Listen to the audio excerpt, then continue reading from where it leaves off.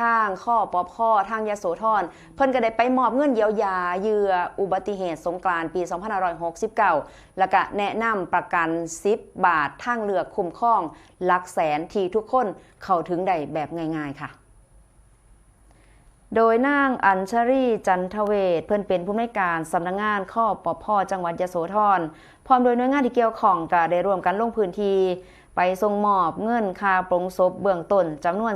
35,000 บาทให้กับนางละไมเจริญศรีภรรยาของนายไพฑูรย์เจริญศรี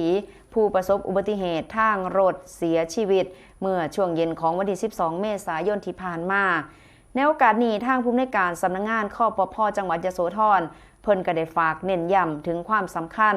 ของการเฮ็ดประกันภัยโดยเฉพาะการต่ออายุพรบรถจักรยานยนต์ซึ่งก็เป็นกฎหมายบังคับที่จะซอยให้ผู้ประสบภัยได้รับสิทธิ์และการรักษาพยาบาลการเยียวยาในทันทีโดยบ่ต้องรอพิสูจน์ถูกหรือว่าผิดนะคะโดยในช่วงนี้ก็มีผลิตภัณฑ์ไมโครอินชัวรันซ์นะคะหรือว่าประกันภัยรายย่อยเพื่อประชาชนซึ่งก็ถูกออกแบบมาให้เข้าถึงง่ายที่สุดในช่วงเทศกาลสงกรานต์จ่ายเพียง10 บาทคุ้มครองด้นหอด30 มื้อก็คือ1 เดือนวงเงินคุ้มครองกรณีเสียชีวิตสูงสุดถึง 100,000 บาทและก็หากจ่าย20 บาทก็จะคุ้มครองสูงถึง